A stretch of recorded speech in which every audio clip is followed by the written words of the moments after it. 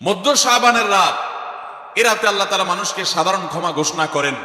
যাদের মনে হিংসা নাই, যাদের মনে মানুষের প্রতি বিদ্বেষ শত্রুতা নাই, এবং যারা শিরকে লিপ্ত না, এই মানুষগুলো ছাড়া বাকি মানুষগুলোকে মধ্য শাবানের রাত, যেটাকে আমরা শবে বরাত বলি, হাদিসের ভাষ্য শবে বরাত নয়, হাদিসের ভাষ্য হলো লাইলাতুন নিসফি মিন শাবান, সেই রাতে আল্লাহ রাব্বুল আলামিন বান্দাকে সাধারণ ক্ষমা ঘোষণা করেন। এটা একটা ভিন্ন বিষয়। কিন্তু বছরের সবচেয়ে শ্রেষ্ঠ রাত হলো লাইলাতুল কদর, যেই রাতে আল্লাহ তাআলা বান্দার ভাগ্য ঠিক করেন। এই রাতে যে ভাগ্য আল্লাহ নির্ধারণ করে থাকেন, সেই নির্ধারণটা যেন আমাদের অনুকূলে হয়, সেই নির্ধারণটা যেন আমাদের জন্য কল্যাণকর হয়। আল্লাহ যেন আমাদের ভাগ্যে ভালো কিছু লেখেন, খারাপ কিছু যেন না লেখেন। আল্লাহ যেন তাকদীরে আমাদেরকে ভালো কিছু দেন, মন্দ কিছু থেকে বাঁচিয়ে রাখেন। সেজন্য আমরা সবাই কামনা করি কি করি না? শুধু করি তা না, শবে বরাতে যত মানুষ মসজিদে আসে আমাদের দেশে, সারা বছরের অন্য কোন রাত দিন অন্য কোন সময় এত মানুষ মসজিদে আসে, কারণ কি? শবে বরাতে মানুষ মসজিদে বেশি আসে কেন? কি কারণে আসে বলেন দেখি? সবচেয়ে বেশি মানুষ মসজিদে আসে কোন দিন? শবে বরাতে। কেন এই দিন বেশি আসে কেন? না একজন করে সিন্নি খাওয়ার জন্য? না, সিন্নি তো অন্য দিনও দেয়। এই রাতে বেশিরভাগ মানুষ মসজিদে যায় বা ইবাদত বন্দেগী করে যার যার মতো করে। বেশিরভাগ মানুষের ধারণা হলো যে এই রাতে ভাগ্য ঠিক হয়। যেহেতু ভাগ্য ঠিক হয়, ভাগ্য নির্ধারণ হয়, সেই জন্য এই রাতে মসজিদে যায় ভিড় জমায়, যে একটা রাতে ইবাদত বন্দেগী করে যদি ভাগ্যটা নিজের অনুকূলে লিখে নেওয়া যায়, সারা বছরের ভালো কিছু লেখাই নেওয়া যায়, তাহলে তো সারা বছর ভালো থাকা যাবে। এই জন্য ওই একটা রাত একটু বেশি ইবাদতবন্দি করার চেষ্টা করে। ঠিক না ঠিক? ভাইরা আমার, প্রথম কথা হলো ভাগ্য নির্ধারণ এই রাতে নয়, বরং লাইলাতুল কদরে হয়। দ্বিতীয় কথা হলো ভাগ্য নির্ধারণের জন্য একটা রাত মসজিদে গিয়ে ইবাদত বন্দেগী করলেই আমার ভাগ্য নির্ধারিত হয়ে যাবে বা ভাগ্য ভালো কিছু লেখা হয়ে যাবে ভাগ্যে, এরকম কোন কথা কোরআন বা হাদিস থেকে পাওয়া যায়? সৃষ্টি জগতের যে কোনো কিছুর সৃষ্টির 50,000 বছর আগে আল্লাহ রাব্বুল আলামিন তাকদীর, সকল বিশ্বাসের তাকদীর, সকল সৃষ্টি জগতের তাকদীর কি হবে না হবে আল্লাহ তাআলা লিপিবদ্ধ করেছেন। আবার আমাদের পিতা আদম আলাইহিস সালাম, তাকে সৃষ্টির সময় মানুষের এবং তার সন্তানদের তাকদীর তিনি লিপিবদ্ধ করেছেন। আবার প্রতিটা মানুষ মাতৃগর্ভে থাকাকালীন সময় তার তাকদীর আল্লাহ রাব্বুল আলামিন লিপিবদ্ধ করেন। আবার সারা বছরের গুরুত্বপূর্ণ বিষয় একজন মানুষের, সেটি আল্লাহ রাব্বুল আলামিন বছরের একটি বিশেষ মর্যাদাপূর্ণ রাতে লিপিবদ্ধ করেন। তাকদীরের অনেকগুলো স্তর আছে, অনেকগুলো মারহালা আছে। একজন ইমানদারের জন্য তার ইমানের পূর্ণতার জন্য পূর্ব শর্ত হলো ইমানের রোকন সমূহের মধ্যে থেকে অত্যন্ত গুরুত্বপূর্ণ একটা রোকন তাকদীরের প্রতি বিশ্বাস করা। নবী করিম সাল্লাল্লাহু আলাইহি ওয়াসাল্লাম ইমানের রোকন এবং ইমানের স্তম্ভগুলোর কথা যখন বলেছেন, সবগুলোকে একসাথে বলে শেষে আলাদা করে আবার বলেছেন ওয়া আন তুমিনা বিল কদরি খাইরিহি ওয়া শাররিহি, অর্থাৎ আল্লাহ, ফেরেশতা, নবী রাসূলগণ, আখিরাত, অন্যান্য বিশ্বাসের প্রতি ঈমান আনার পাশাপাশি আসমানি কিতাবগুলো সহ বিভিন্ন বিষয়ের প্রতি ঈমান আনার পাশাপাশি বিশেষভাবে ঈমান আনতে হবে তাকদীরের প্রতি। অর্থাৎ আমাদের জীবনে যা কিছু হয় কিংবা হবে, এই সব কিছু আল্লাহর নির্ধারণ এবং আল্লাহর তাকদীরের আলোকেই হবে। আল্লাহ যদি আগে থেকে নির্ধারণ করেই থাকেন, তাহলে আর আমাদের আমল করার দরকার কি?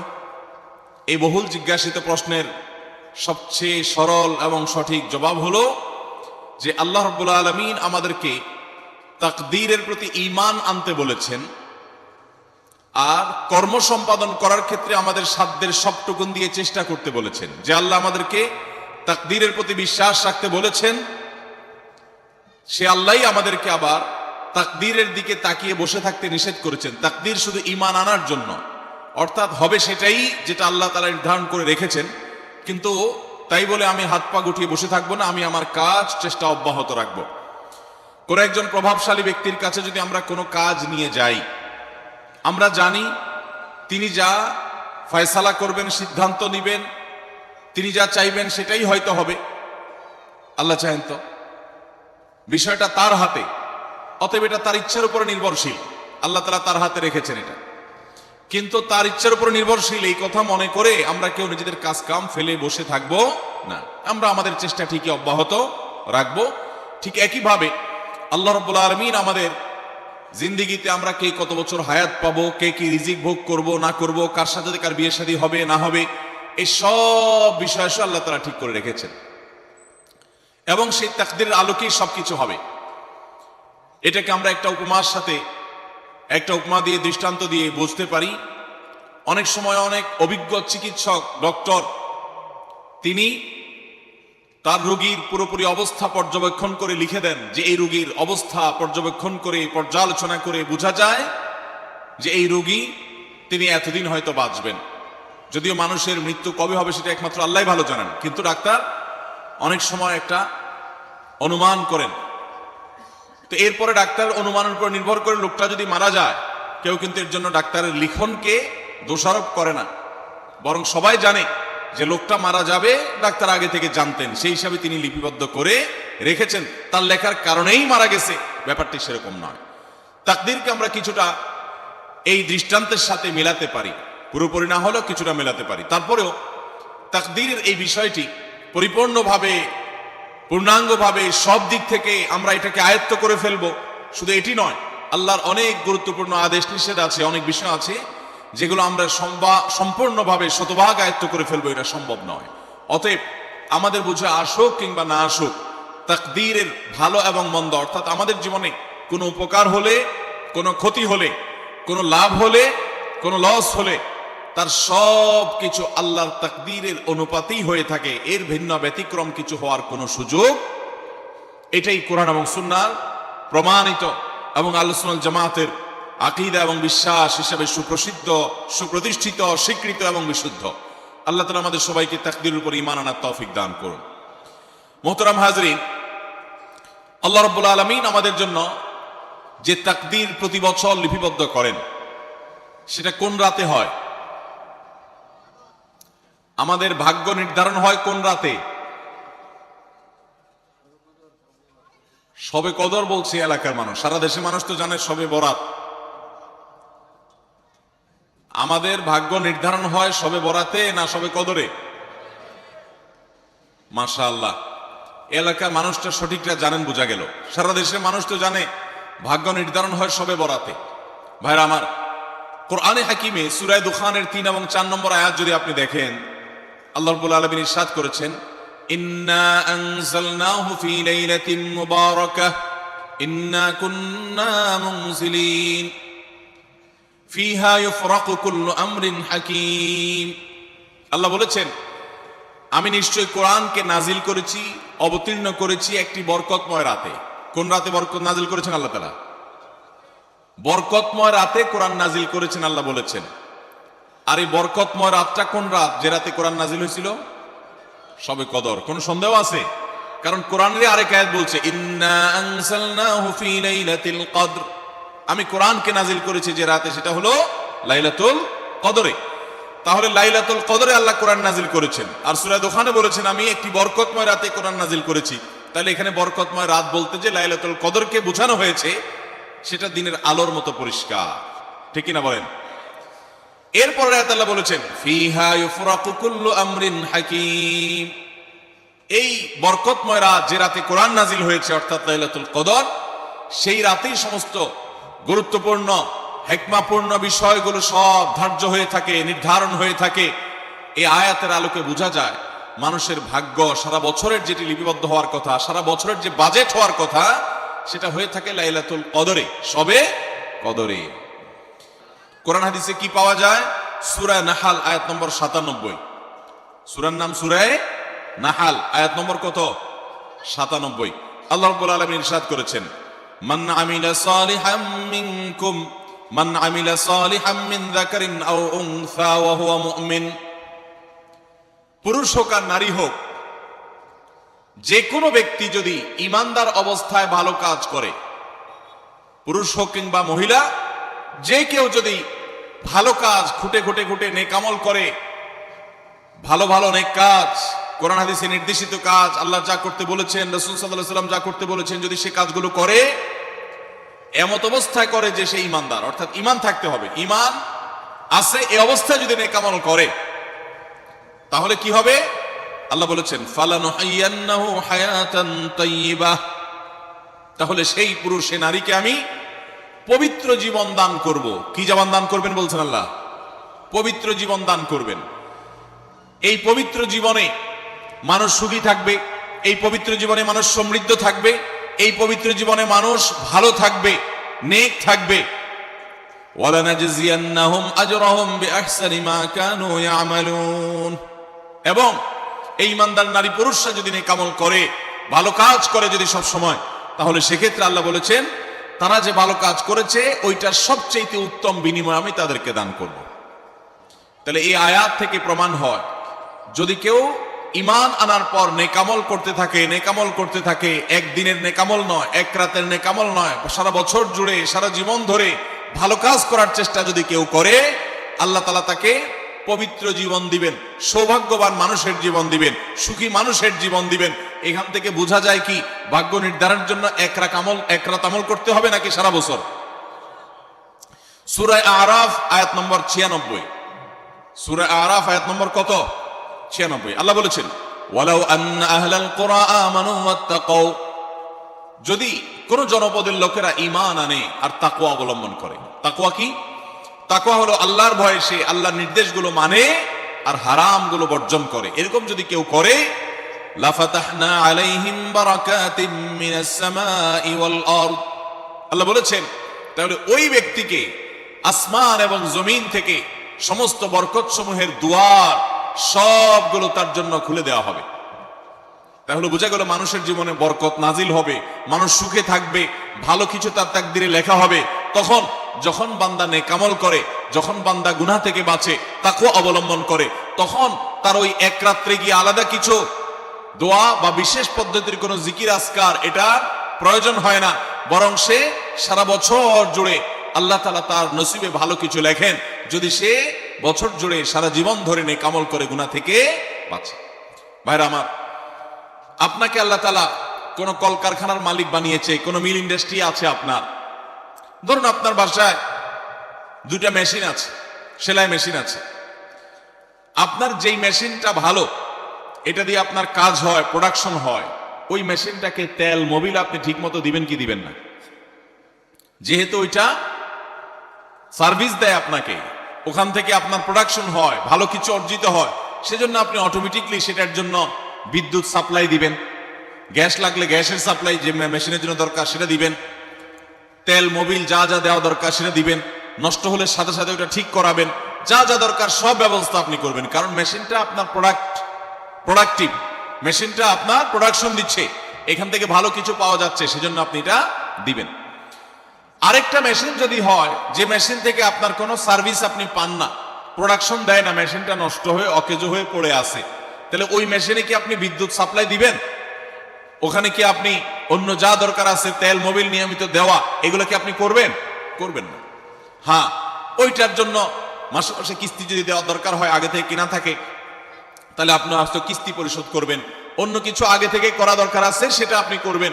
আল্লাহ রাব্বুল আলামিন ঠিক একইভাবে তার যে বান্দারা তার অনুগত থাকে, তাকওয়া অবলম্বন করে, হারাম থেকে বাঁচে, গুনাহ থেকে বাঁচে, ফরজ কাজগুলো করে, আল্লাহ তাআলা তার সেই বান্দাদের জন্য ভালো কিছু তাদের তাকদীরে লিপিবদ্ধ করেন, তাদের জন্য নসিবে ভালো কিছু রাখেন, তাদেরকে সুখের জীবন দান করেন, সৌভাগ্য দান করেন। আল্লাহ তাআলা প্রকৃত প্রশান্তি মনের সেটা দান করেন আল্লাহর ঈমানদার এবং নেককার বান্দাদেরকে, আমলে সালেহ কর্মওয়ালা বান্দাদেরকে, মুত্তাকি পরহেজগার বান্দাদেরকে।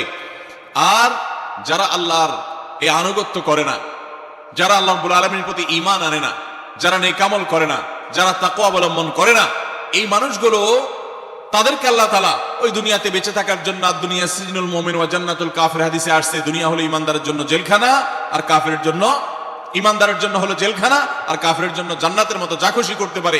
আল্লাহ তাআলা তাকে কিছু রিজিক দিয়ে বাঁচায় রাখেন, কিন্তু এই রিজিকের কোনো মূল্য আল্লাহর কাছে নাই।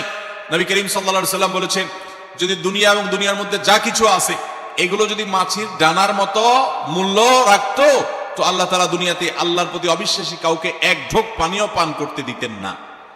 এখান থেকে বোঝা গেল এই দুনিয়ার যত কিছু আমরা ভোগ করি এগুলো আল্লাহ রাব্বুল আলামিনের কাছে এগুলো 2 পয়সার কোনো দাম নাই।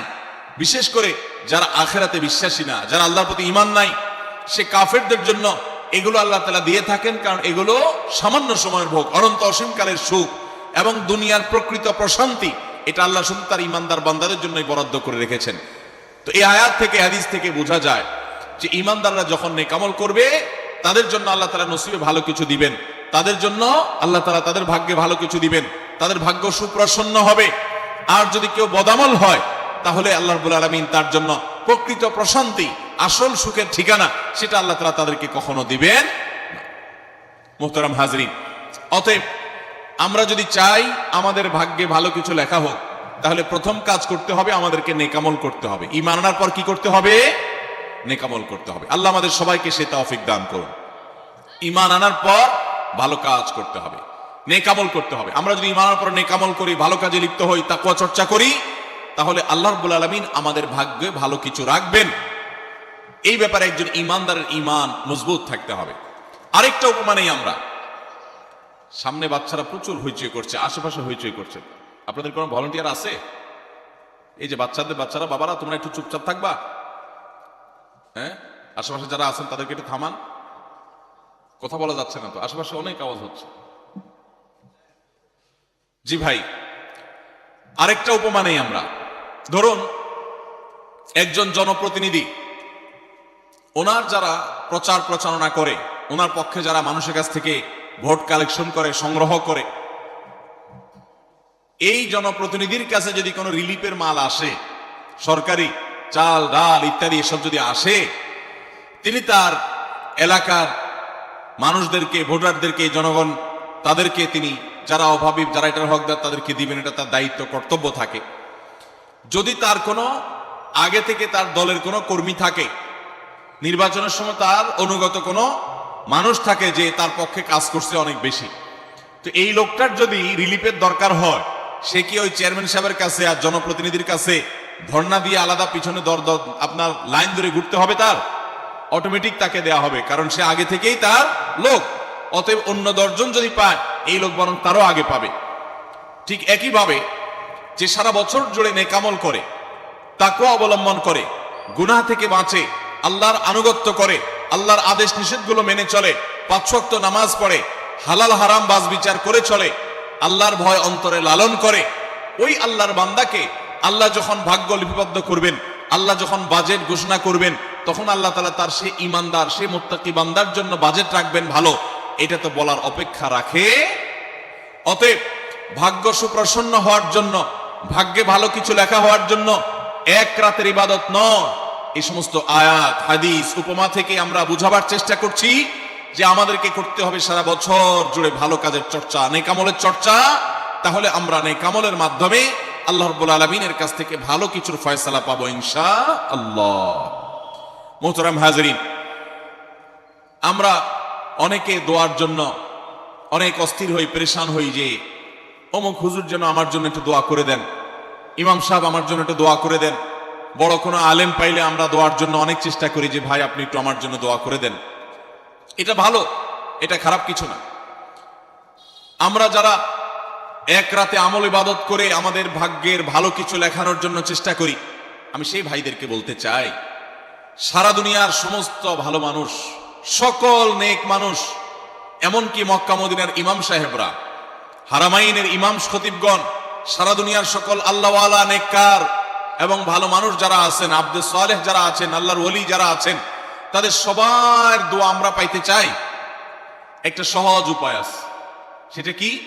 এই এতক্ষণ যেটা বললাম, অর্থাৎ আপনি যদি নিজেকে ভালো মানুষ হিসাবে গড়ে তোলার জন্য চেষ্টা করেন, আপনি 5 ওয়াক্ত নামাজ পড়বেন, আল্লাহর হুকুম মতো চলবেন, আপনি হারাম থেকে বাঁচার জন্য সংগ্রাম যুদ্ধ চালাবেন, আপনি হক হালালি চলার চেষ্টা করবেন, আপনি তাকওয়ার উপরে চলার চেষ্টা করবেন। যদি আপনি এটা করেন, তাহলে অটোমেটিকলি সারা দুনিয়ার সমস্ত নেককার মানুষদের দোয়া একবার না, বারবার বারবার, হাজার হাজার লক্ষ লক্ষ বার আপনি পেতে থাকবেন। কিভাবে?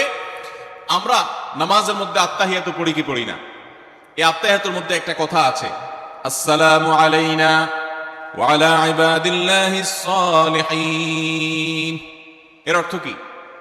এর অর্থ হলো হে আল্লাহ, নামাজের মধ্যে নামাজরত অবস্থা দোয়া, এখানে দোয়া করছে মুসল্লি, হে আল্লাহ আসসালামু আলাইনা, আল্লাহ আমার প্রতি শান্তি বর্ষিত হোক, আমাদের প্রতি শান্তি বর্ষিত হোক, ওয়া আলা ইবাদিল্লাহিস সালিহিন, এবং আল্লাহর যত নেককার বান্দা আছে সারা পৃথিবীতে, সারা দুনিয়াতে যত নেককার বান্দা আল্লাহর আছে, যারা ভালো কাজ করার চেষ্টা করে, যারা হক হালালি চলার চেষ্টা করে, যারা হারাম উপার্জন করে না, যারা হারাম জিনিস দেখে না, হারাম জিনিস ধরে না, হারাম খায় না, হারাম কথা বলে না, হারাম জায়গায় যায় না, হারাম কাজ করে না, 5 ওয়াক্ত নামাজ পড়ে, যাকাত ফরজ হলে যাকাত দেয়, হজ ফরজ হলে হজ করে, রমজান আসলে রোজা রাখে, সকল ফরজ কাজগুলো করে, এক কথায় কোরআন হাদিসকে মেনে চলার চেষ্টা করে যারা, তার জীবনের অক্ষরে অক্ষরে প্রতিটা পদক্ষেপে, এদেরকে বলা হয় নেককার বান্দা। নামাজে আত্মাহিয়তে প্রত্যেকটা মুসল্লি সারা পৃথিবীর সমস্ত প্রান্ত থেকে আল্লাহর কাছে দোয়া করে, আসসালামু আলাইনা ওয়া আলা ইবাদিল্লাহিস সালিহিন, আল্লাহ আমাদের প্রতি তো শান্তি বর্ষিত করবেনই, সেই সাথে আপনার নেককার বান্দা যারা আছেন, যা সারা দুনিয়াতে, এই সকল নেককার বান্দাদের প্রতি আপনি শান্তি বর্ষিত করেন। এই দোয়া প্রত্যেকটা মানুষ নামাজের মধ্যে করে কি করে না? তাহলে আপনি যদি নিজেকে নেককার বান্দা হিসাবে শামিল করতে পারেন, আপনি যদি নিজেকে আল্লাহর হুকুম এবং আল্লাহর আনুগত্য কর্ণওয়ালা মানুষ হিসাবে গড়ে তুলতে পারেন, তাহলে অটোমেটিকলি আপনি সারা দুনিয়ার সমস্ত নেককার মানুষদের দোয়া পেয়ে যাবেন। আল্লাহ আমাদের সবাইকে সে তৌফিক দান করো। ভাইরা আমার, নেককারদের জন্য অটোমেটিকলি দোয়া হয়, শুধুমাত্র আল্লাহর নেককার বান্দা মানুষরা না, ফেরেশতারা দোয়া করে, আল্লাহর সকল নেককার মানুষদের দোয়া আমরা অটোমেটিক পাবো। তাহলে আমাদের ভাগ্যে যেন ভালো কিছু লেখা হয়, তার জন্য আমাদের যে আমলটা করতে হবে তা হলো আমলে সালেহ।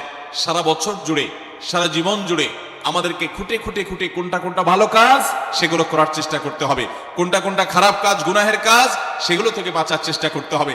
তাহলে আমাদের ভাগ্যে ভালো কিছু লেখা হবে ইনশাআল্লাহ। তাহলে এটা একটা আমল পেয়ে গেলাম যেটার মাধ্যমে আমাদের ভাগ্যে ভালো কিছু লেখা হবে। আমলটা হলো কি? সারা বছর জুড়ে, সারা জীবন জুড়ে আমাদেরকে খুঁটে খুঁটে আল্লাহর হুকুম কোনটা সেটা মানতে হবে, আল্লাহ কোনটা নিষেধ করেছেন সেটা থেকে বেঁচে থাকতে হবে।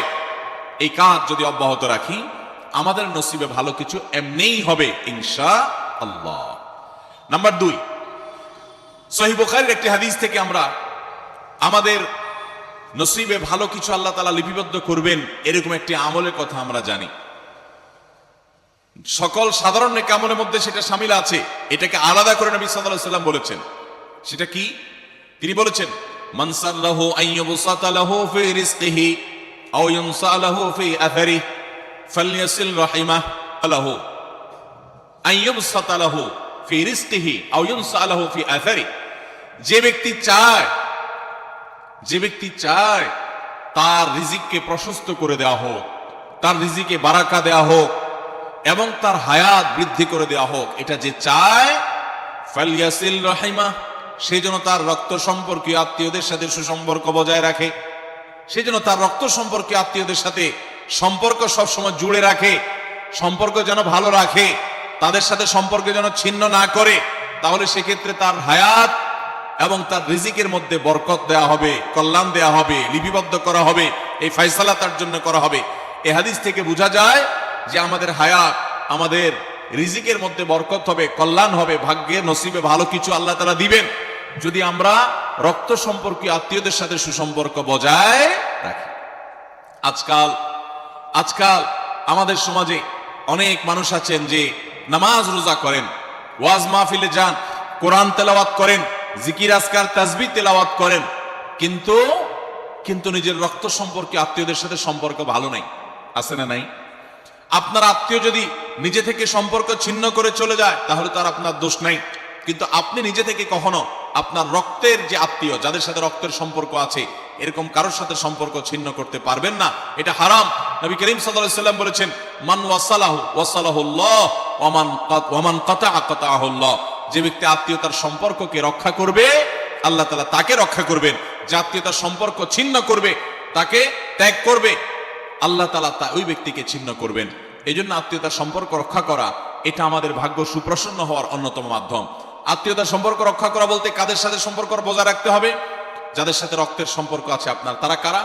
আপনার শরীরে আপনার বাবার রক্ত আছে, রক্ত সম্পর্কীয় আত্মীয়।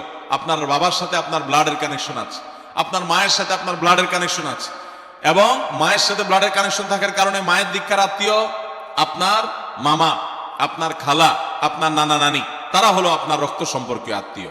ঠিক একইভাবে আপনার বাবার দিককার রক্ত সম্পর্কীয় আত্মীয় হলেন আপনার দাদা দাদি, আপনার চাচা, আপনার ফুফু এবং চাচাতো ভাই বোন, ফুফা না ফুফু, যিনি তার রক্ত আপনার বাবার রক্ত এক, সেজন্য তারা রক্তের আত্মীয়। ভাই বোন তো আছেই। এই রক্তের আত্মীয়দের সাথে অনেকে সম্পর্ক বজায় রাখে না, কোনো কারণে সম্পর্ক ছিন্ন করে ফেলে, এটা হারাম। আমরা দুনিয়াতে অনেক বন্ধু বান্ধবের সাথে সম্পর্ক ভালো রাখি, অনেক দোস্তের সাথে সম্পর্ক ভালো রাখি, অথচ আমাদের এই রক্ত সম্পর্কে আত্মীয়গুলোর সাথে সম্পর্ক ভালো রাখা হয় না। মোহতারাম হাজিরিন, আমাদের নসিবে আল্লাহ ভালো কিছু দেখ, আমরা সবাই চাই কি চাই না? তাহলে শবে বরাতে রাতভর আপনি দোয়া জিকির আজকার করলেন, কান্নাকাটি করলেন, আর মিলাদ মাহফিল করলেন, আশা করলেন আপনার ভাগ্যে ভালো কিছু লেখা হবে। আপনার ভাগ্যে ভালো কিছু লেখা হবে না যদি আপনি আপনার রক্ত সম্পর্কে আত্মীয়র সাথে সম্পর্ক ছিন্ন করে বসে থাকেন। কারণ আপনার জীবনে, আপনার রুজিতে, আপনার ইনকামে, উপার্জনে বরকত হওয়ার পূর্ব শর্ত হলো আপনার এই রক্ত সম্পর্কে আত্মীয়গুলোর সাথে, আত্মীয় স্বজনের সাথে সুসম্পর্ক বজায় রাখা।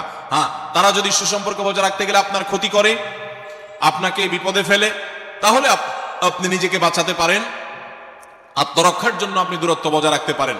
কিন্তু তাই বলে তাদের সাথে আপনি সম্পর্ক নষ্ট করে থাকবেন, তাদেরকে ভুলে থাকবেন বা তাদের সাথে সম্পর্ক রাখবেন না, এটা কিন্তু জায়েজ হতে পারে না।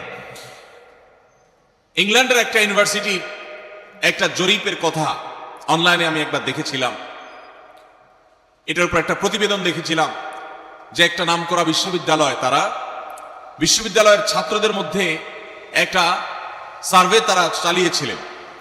তারা দেখতে চেয়েছেন যে ছাত্রদের মধ্যে কারা বেশি হায়াত পায় আর কারা কম পায়। যারা বেশি হায়াত পায় তাদের মধ্যে বৈশিষ্ট্য কি আছে, যারা কম পায় তাদের মধ্যে কোন বৈশিষ্ট্যের অভাব আছে। তো এটা নিয়ে দীর্ঘ অনেক বছরের একটা জরিপ তারা চালিয়েছেন, একটা নিরীক্ষা তারা চালিয়েছেন। সেই নিরীক্ষায় দেখা গেল যে যেই ছাত্ররা দীর্ঘদিন পর্যন্ত হায়াত পেয়েছেন এবং তারা অনেক দিন দুনিয়াতে বেঁচেছেন, তাদের বেশিরভাগই দেখা গেছে, সবাই না, বেশিরভাগই দেখা গেছে যে তারা সাধারণত তাদের পারিবারিক এবং আত্মীয় স্বজন, বন্ধু বান্ধব, অন্যদের সাথে হাসি খুশি, অর্থাৎ মানুষের সাথে সম্পর্ক বজায় রাখছে। আর যারা সম্পর্ক বজায় রাখে নাই, এই মানুষগুলো তাদের তুলনামূলকভাবে প্রথম গ্রুপের চাইতে তারা অনেক আগে দুনিয়া থেকে চলে গেছে, অনেক আগে তারা মারা গেছে। এটা প্রত্যেকটা ব্যক্তির ক্ষেত্রে আলাদা আলাদা করে খাটানো যাবে না, এটা একটা টোটাল জরিপের ফসল। এই জরিপ প্রমাণ করে নবী করিম সাল্লাল্লাহু আলাইহি ওয়াসাল্লাম যে বলেছেন, যারা রক্ত সম্পর্কের আত্মীয়গুলোর সাথে সুসম্পর্ক বজায় রাখে তাদের হায়াতে এবং রিজিকে বরকত দেওয়া হয়। এই জরিপের রিপোর্টও সেটা সত্যতাকে প্রমাণ করে। আল্লাহ তাআলা আমাদের সবাইকে আমাদের আত্মীয় স্বজনের সাথে সুসম্পর্ক বজায় রাখার তৌফিক দান করুন।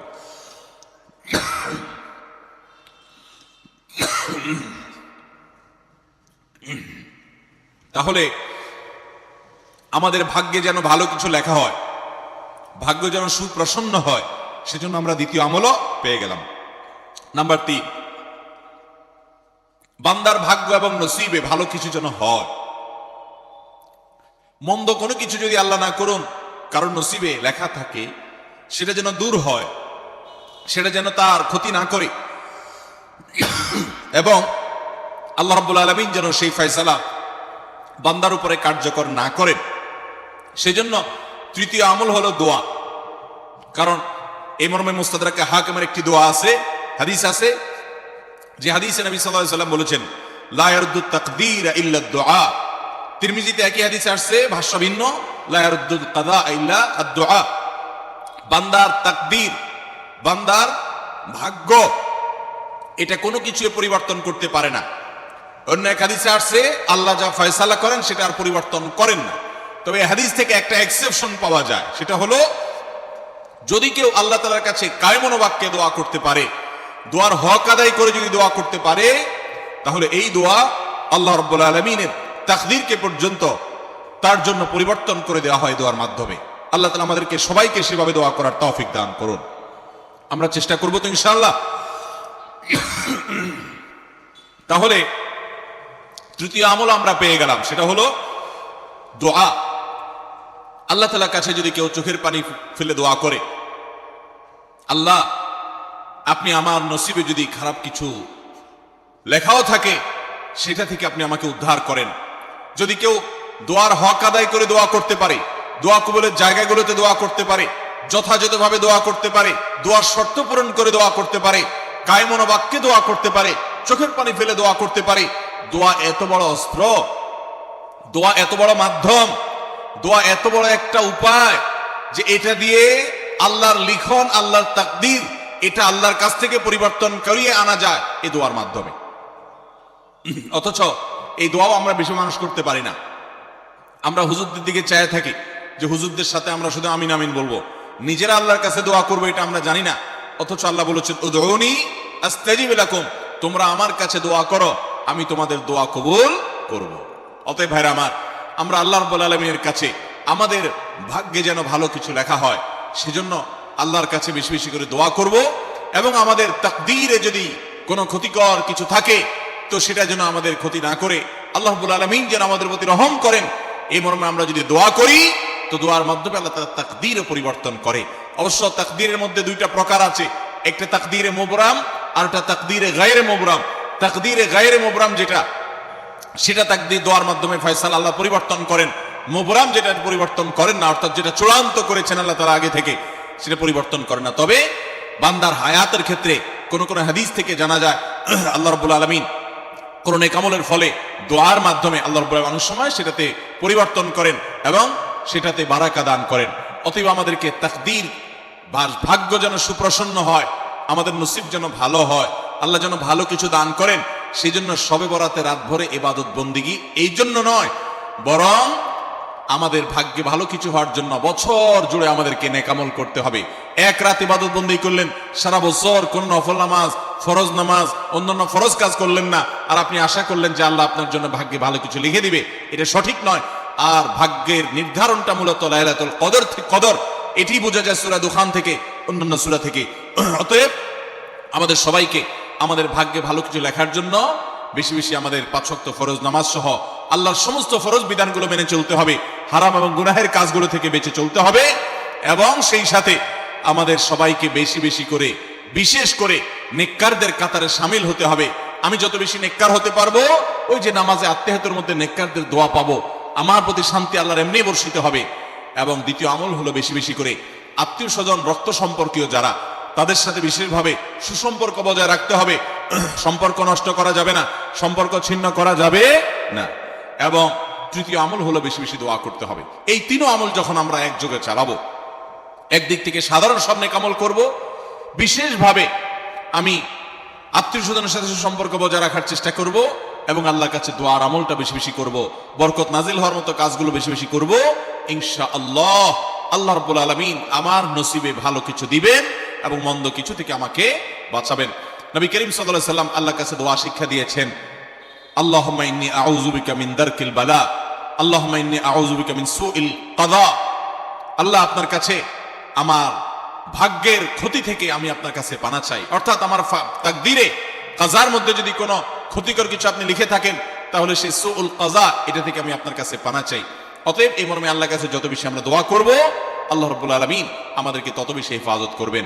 আল্লাহ তাআলা আমাদের নসিবে দুনিয়া এবং আখিরাতে, ইহকালে এবং পরকালে ভালো কিছু লেখেন, আমাদের নসিবে যেন ভালো কিছু হয় সেই তৌফিক আল্লাহ তাআলা আমাদেরকে দান করেন। আমরা সবাই আমলগুলো করব তো ইনশাআল্লাহ। আল্লাহ আমাকে আপনাকে আমাদের সবাই আমলের তৌফিক দান করুন। জাযাকুমুল্লাহু খায়রা ওয়া আখিরু দাওয়ানা আনিল হামদুলিল্লাহি রাব্বিল আলামিন। Rose TV 24. Enjoy by listening to the Holy Quran.